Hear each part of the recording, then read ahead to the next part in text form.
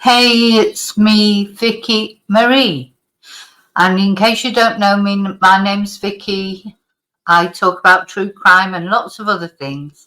So if you watch this video and you enjoy it, please like it. And also, if you don't mind, think about subscribing, because that's a free way you can help my channel out.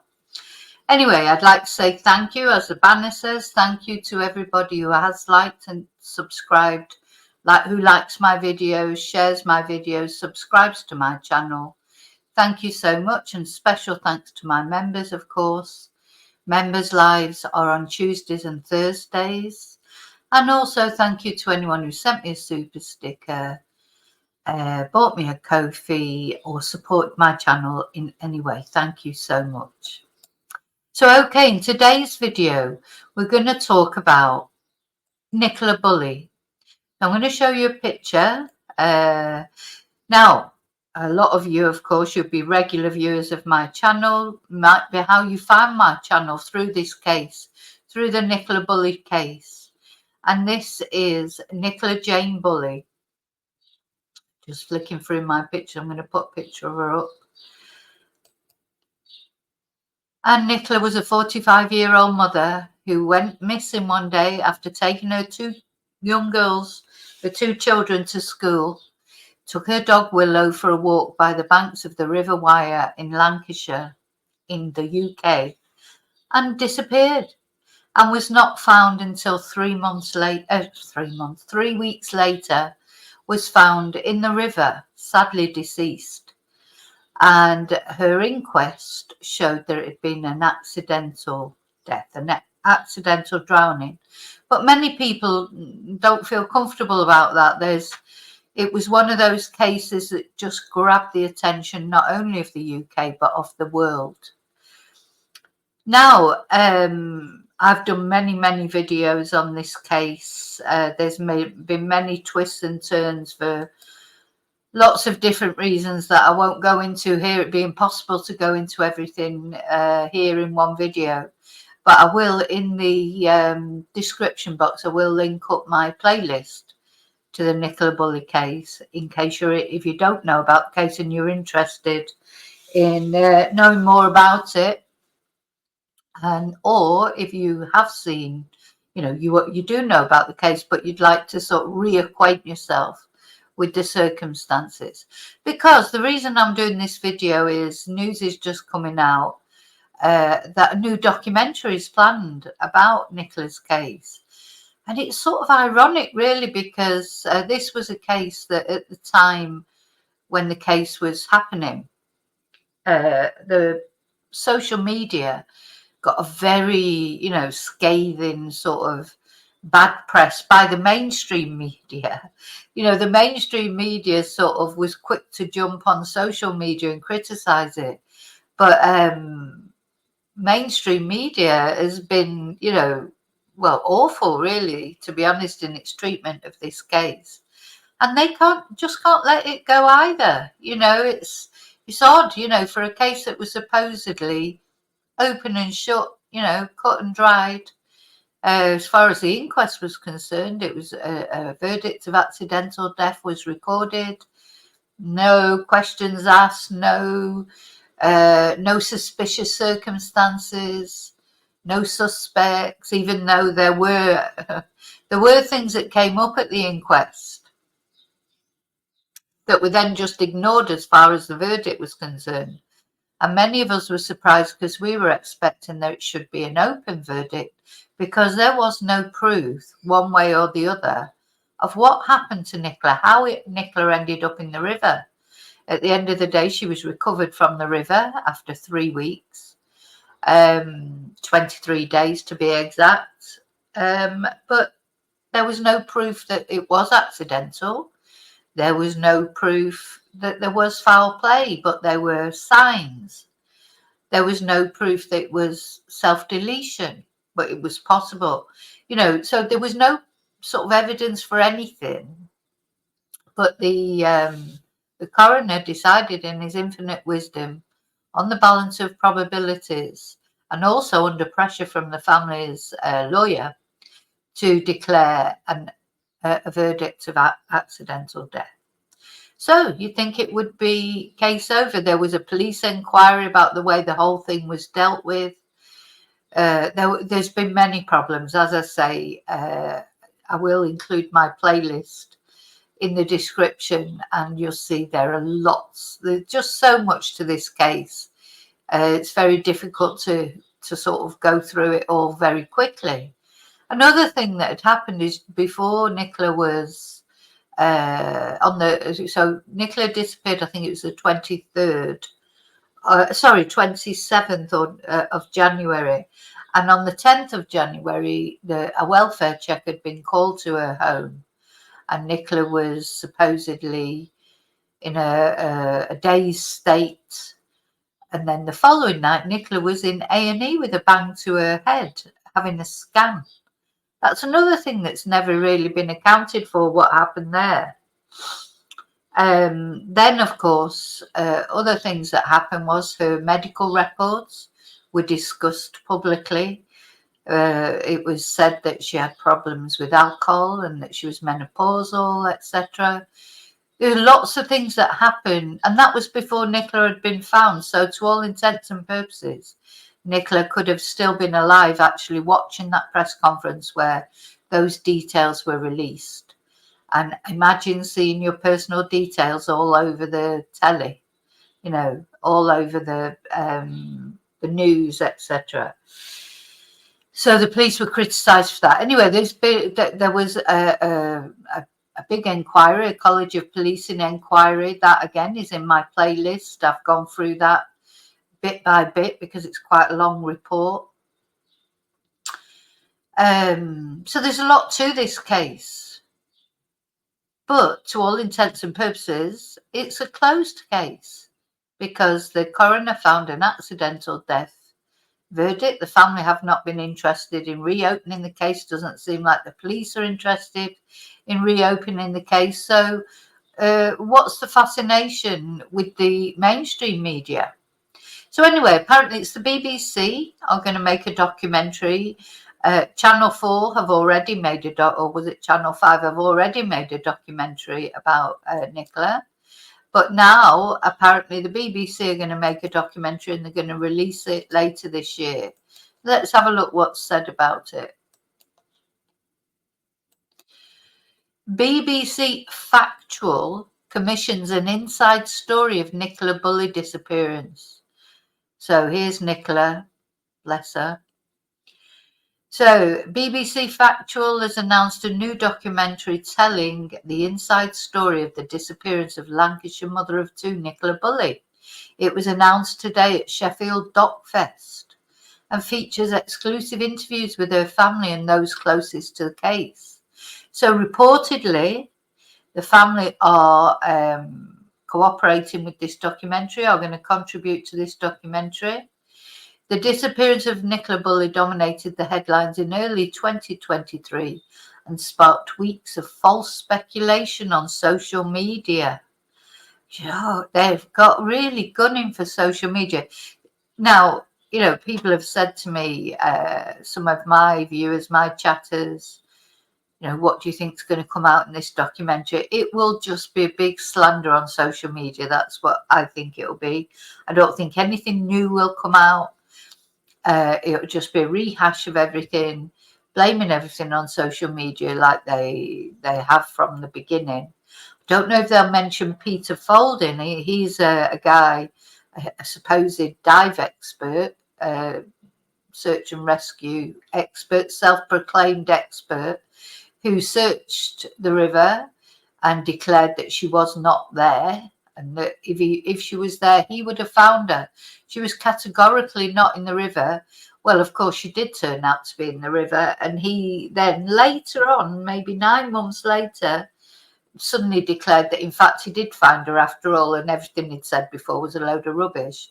But anyway, that's another part to this story. It's got more twists and turns than Snakes and Ladders game. It's like there's just one thing after another. So this new film asks important and timely questions about why this story resonated with the public to such an extent. I mean, it certainly did, and it was international. And what impact that had on those closest to the case, hearing directly from those in the eye of the storm. My thanks to Rogan Productions and all the contributors, most importantly the family, for sharing their story with us. So that's interesting. The family is supposed to be contributing to this. Now, we never know exactly who they mean by the family.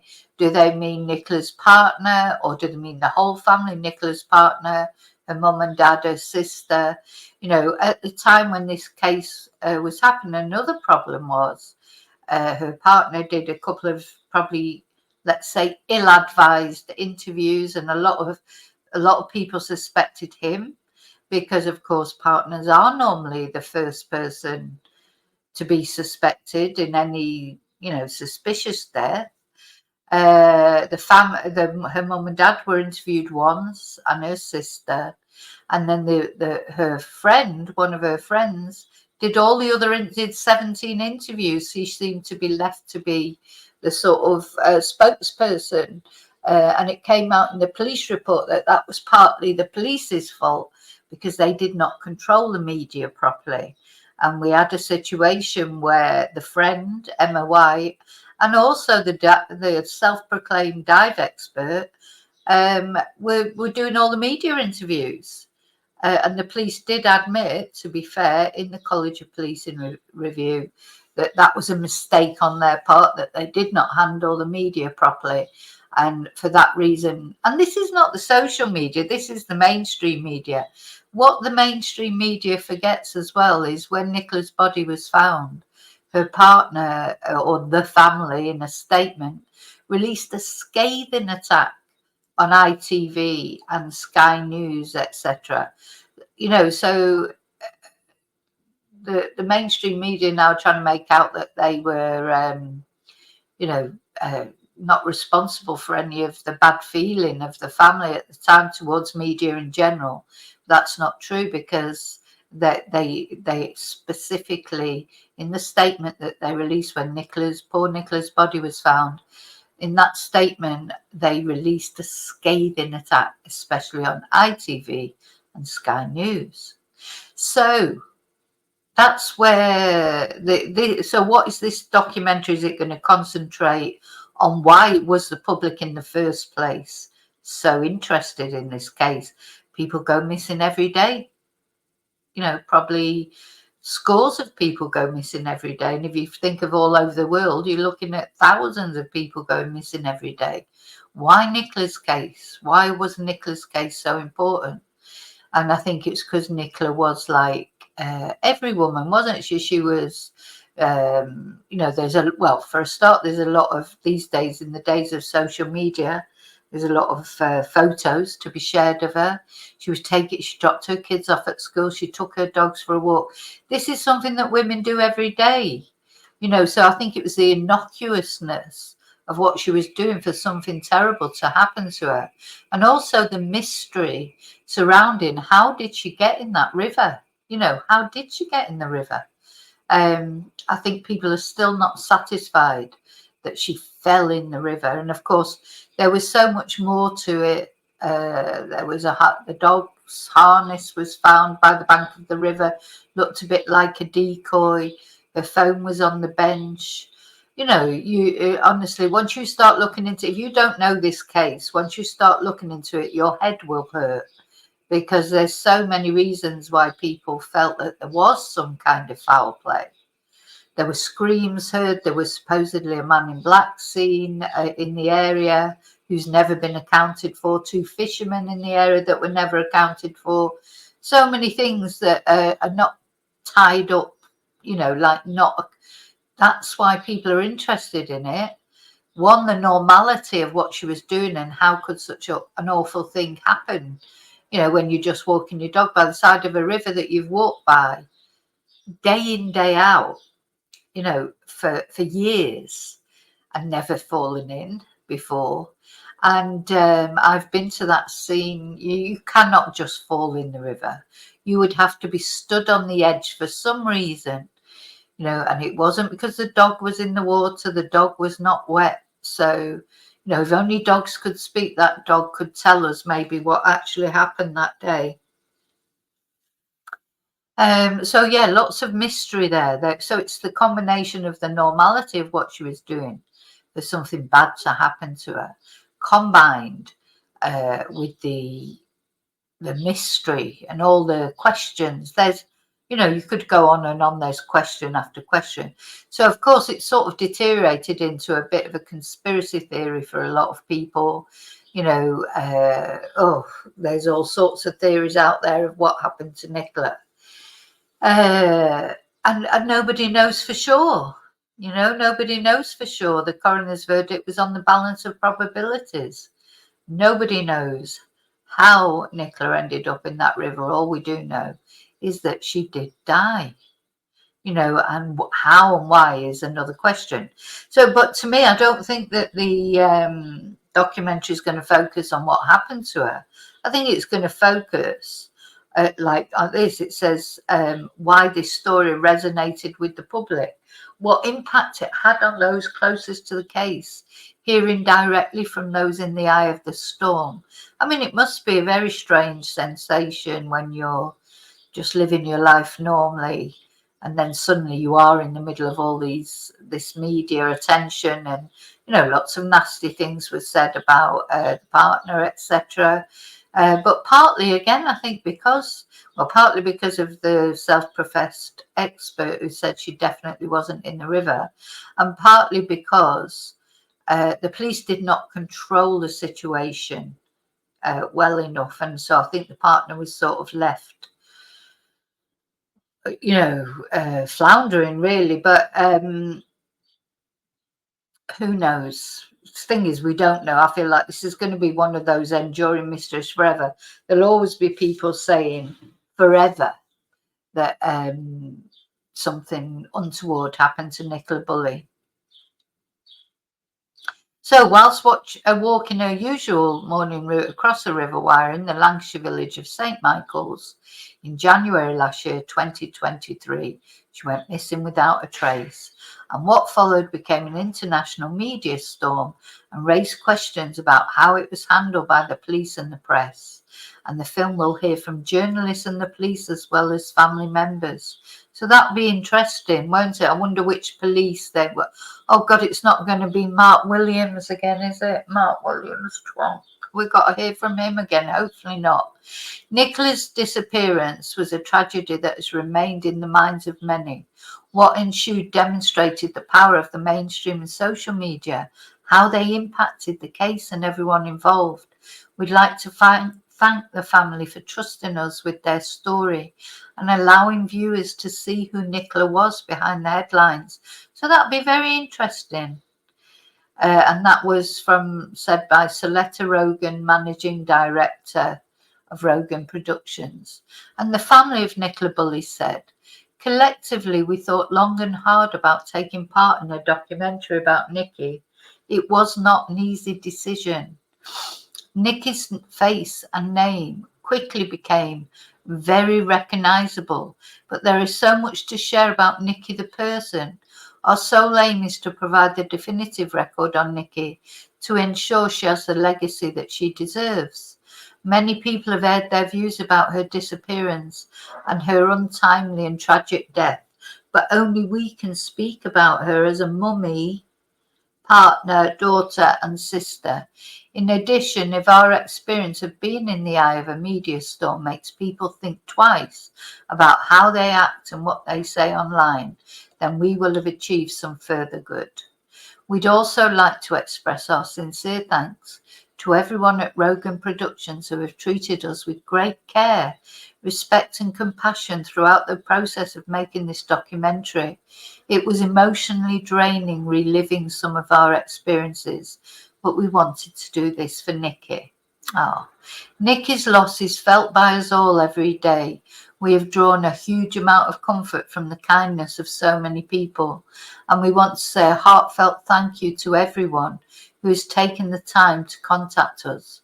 We have so appreciated the many kind words and gestures during the worst times of our lives. So this documentary is directed by former BBC documentary directors initiative alumnus Rachel Levitt from Louis Theroux Interviews Hospital, and is executively produced by James Rogan and Soletta Rogan, with producers Inland Rose, The Clinic, Russell Brand, In Plain Sight, Brett Irwin, Uprising and the Kings, is the editor, and Emma Loach is commissioning editor for the BBC. Oh, bless, poor Nicola. So let me light a candle for Nicola. Every time I talk about any case, I always light a candle, and today's candle, of course, is for Nicola and her family and her friends, and especially her daughter, for her daughter, because, daughters, because they're the ones that will feel it most, losing their mummy, I suppose. You don't only have one mummy, don't you? So, to all intents and purposes, Nicola was a really good mum. And, and also the candle for the dog, Willow, the poor dog Willow, which apparently was like Nicola's third child. And that dog, that will have been a bit traumatic for the dog, because the dog, I presume, saw whatever happened. And just because dogs can't speak doesn't mean to say they don't feel trauma, animals in general. So, okay, I thought I'd just share that with you. So that will be coming out at the end of the year. Later on in the year, it'll be coming out in the autumn, I would imagine, because when the sort of peak viewing figures start again, because, obviously through the summer, new programs don't tend to come out because people, well, if you get a summer in the UK anyway, people tend to be out and about doing things, don't they? So I suppose that'll be in the autumn. So we'll watch out for that. We'll look out for that and see if anything new comes up. But it will be interesting to speak to the family, because obviously the family, whether it be her partner, her sister, her mum and dad, whoever it is who ends up talking on this program, we don't hear from them, do we? It's like, well, we did hear from them in the beginning in this case, but then, of course, when it all went, crazy, they stepped back. Maybe the police finally sort of gave them a bit of advice after that, because that was another thing that came out in the College of Policing report. Family were not supported properly by their family liaison officers. There was a lot of a lot of worry on that score, but so hopefully that won't happen again to families. Families need to be protected, even if there is something, foul play, or the families need to be protected until the police know any different, isn't it? I totally understand that police have to make investigations and they can't give out information. But they should protect the family. And then when it gets to a point where they can give out information, when a case is finished, like this case is supposedly cut and dried, accidental death. So it'd be interesting to see what the police have to say. Are they freer to speak now? Of course, most of the police that were involved in this case have gone, retired, died. Well, that was a whole nother thing. So, Peter Lawson, who was the assistant chief constable, he died. Other people have retired or moved on. So there's not many. There's a new police and crime commissioner in Lancashire now. It's not the same guy that was dealing with it before. Everything's changed. I think a lot of heads rolled after this case, but again, we won't get to know that. But it just seems like everyone's either retired, been changed, or one person died. So, the actual original team that were dealing with this case, there's not many of them left there at good old Lancashire Police. It also caused a crisis in the way people looked at Lancashire Police as far as being efficient was concerned. In other words, saw that they weren't. So there'll have been a big overhaul. We've got new chief constable, new police and crime commissioner. there's lots of changes there, so it'll be interesting to see if anything does change with the Lancashire police. For those of you who live in Lancashire, all my family live in Lancashire. You know, I think until this happened, I don't think it was brought to attention. Maybe people were sort of noticing things that were going on there, but I don't think it had been brought to people's attention just how rubbish everything was, especially in terms of domestic violence and the welfare check and stuff like that. Thing, you know, it's brought, if one good thing that's come out of this whole case is it has raised attention to the issues, like menopause, for example, mental illness, struggling with alcoholism. It's raised a lot of awareness. That's the only good thing that's come out of it, really. So anyway, I thought I'd just let you know. Of course, I'll be looking out for that. I'll be watching it, and we'll be talking about it when it comes up. Just thought I'd let you know. Okay, so have a good day, or, well, good day or good evening, depends where you are in the world. And until I see you again, remember to live and love wisely and carefully, and may your God always go with you. And don't forget to like, please. And if you're not subscribed, please consider it. Bye.